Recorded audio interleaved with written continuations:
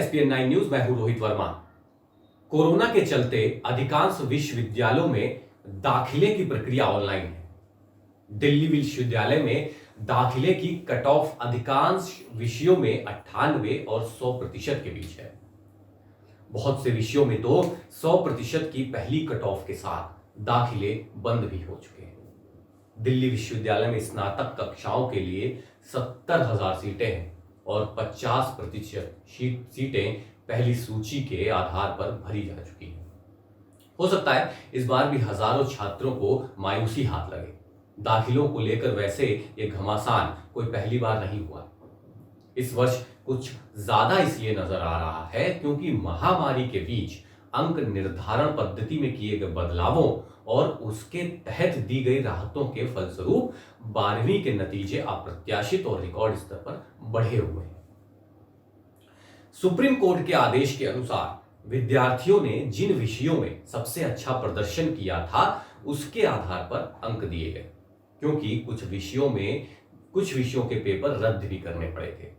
इस साल सीबीएसई की 12वीं की परीक्षा देने वाले करीब 12 लाख छात्रों में 10.5 लाख से ज्यादा कुछ अधिक छात्र पास हुए हैं। 95% और उससे अधिक नंबर लाने वाले छात्रों की संख्या पिछले साल 17,690 थी और इस बार 38,686 यानी 100% से भी ज्यादा है। 90 से 95% अंक लाने वाले छात्रों की संख्या इस बार करीब 1,58,000 थी, जबकि पिछले साल थी 94,000। अंकों में यह उछाल सिर्फ सीबीएसई और आईबी बोर्डों के साथ साथ राज्य सरकारों के शिक्षा बोर्डों में भी है, जिनकी परीक्षाओं में 5% की दर इस बार बढ़ी हुई है। सभी बोर्डों के तहत कुल 1 करोड़ से अधिक छात्र 12वीं परीक्षा के लिए बैठे थे। जब अंकों की ये बरसात हो रही थी तो ये मुद्दा तभी उभर आया था कि इस बार दिल्ली विश्वविद्यालय जैसे संस्थानों में दाखिले की होड़ मचेगी।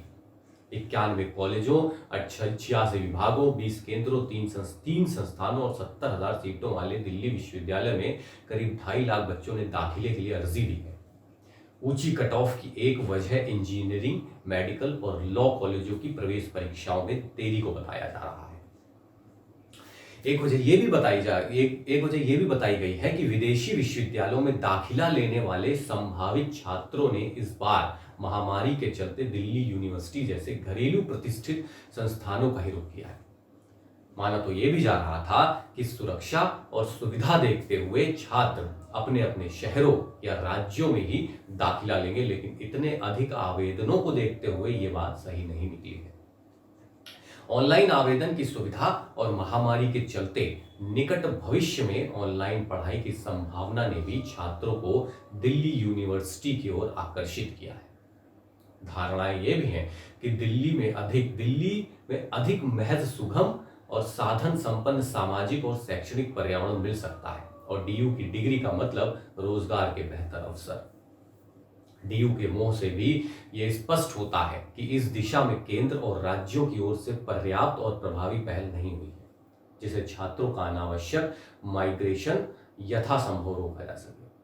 एक बात यह भी है कि अगर 12वीं की परीक्षा के नतीजे बहुत अच्छे आ रहे हैं तो सीटें और कॉलेजों की संख्या भी उस हिसाब से बढ़नी चाहिए। एक आंकड़ों के मुताबिक दिल्ली में हर साल करीब 2.5 लाख विद्यार्थी 12वीं की परीक्षा पास करते हैं। उनमें से करीब 1.25 लाख छात्रों को ही दिल्ली के कॉलेजों में दाखिला मिल पाता है। सीटें कम है और छात्रों की संख्या अधिक है। यह हाल कमोबेश सभी राज्यों में है। इन राज्यों के सरकारी विश्वविद्यालयों में तो दाखिले की वैसी ही होड़ है जो अकादमिक रुतबे और संस्थानों की सुविधा के मामले में डीयू के समान या उससे भी अव्वल। 80-90% या 100% अंक ना ला पाने वाले विद्यार्थियों के प्रति अघोषित नाइंसाफी आखिर कैसे दूर होगी? शिक्षा न सिर्फ बढ़ते खर्च के बोझ से बल्कि अंकों के खौफ से भी डगमगा रही है। ज्यादा से ज्यादा अंकों की ये मारामारी एक डरा हुआ और व्यग्र समाज बन चुकी है। अंकों में अंतर उच्च शिक्षा में एक नया विभाजन भी पैदा करता है। इसे सब जानते हैं, सरकार से लेकर अकादमिक विशेषज्ञों तक, लेकिन सभी लाचार नजर आते हैं। समस्या के कई बिंदु हैं। सीटों की तुलना में आवेदनों की अधिक संख्या, 12वीं की मूल्यांकन पद्धति की कमजोरियां, ओवर एडमिशन से बचने के लिए कॉलेजों की ऊंची कट ऑफ, गुणवत्ता, सरकारी विश्वविद्यालय की कमी। दिल्ली के मुख्यमंत्री अरविंद केजरीवाल ने नए कॉलेजों की स्थापना के लिए 1927 के दिल्ली विश्वविद्यालय अधिनियम में संशोधन की मांग की है। अरविंद केजरीवाल के मुताबिक अधिनियम में लिखा है कि अगर दिल्ली में कोई नया कॉलेज खुलता है तो वो डीयू से ही संबद्ध किया जा सकता है, किसी और यूनिवर्सिटी से नहीं। लेकिन पिछले 30 साल में डीयू ने कोई नया कॉलेज खोला ही नहीं, और ये संभव भी नहीं है क्योंकि उनकी क्षमता पूरी हो चुकी है। एक मामूली सा संशोधन 1998 में हुआ था जिसके मुताबिक डीयू के अलावा नए कॉलेज आईपी यूनिवर्सिटी से भी संबद्ध किए जा सकते हैं, लेकिन वहां भी क्षमता पूरी हो चुकी है। सरकारी विश्वविद्यालयों और संस्थानों की गुणवत्ता को बेहतर बनाया जाए। राज्य उच्च शिक्षा में और अधिक संसाधन लगाने और निवेश के लिए आगे आए।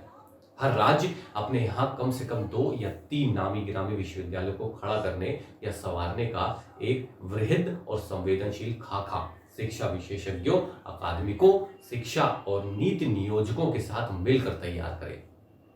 यानी ये काम इतने व्यापक, बहुआयामी और गहन स्तर पर किए जाने की जरूरत है कि छात्र दिल्ली यूनिवर्सिटी, जेएनयू या किसी और प्रतिष्ठित विश्वविद्यालय का मुंह तक न ताके, बल्कि अपने राज्य में ही दाखिले के लिए उत्सुक बने।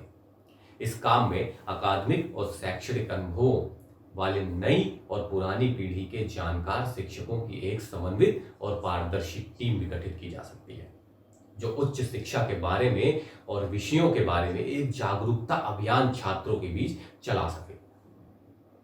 कुछ इस तरह का अभियान जिसमें सिर्फ 90 या 100 अंक लाने वालों की जगह ना हो, बल्कि उत्साही और बेहतरी का सपना संजोने वाले सभी विद्यार्थियों को समावेशित किया जा सके। क्या व्यवहारिक रूप से ऐसा हो पाना संभव है कि उच्च शिक्षा के क्षेत्र में चुनिंदा संस्थानों और उच्च अंकों का वर्चस्व टूट सके? इस विभाजन को खत्म करने के लिए जरूरी है कि सरकारें प्रतिबद्धता दिखाते हुए शिक्षा का बजट बढ़ाएं, शिक्षा का सार्वभौम बनाएं और उसके निजीकरण की आंधी को हवा न दें। जाहिर है इसकी शुरुआत प्राथमिक शिक्षा के स्तर से ही करनी होगी। सवाल यही है कि क्या सरकारें शिक्षा के लिए इतना समय और संसाधन खर्च करने को तैयार हैं?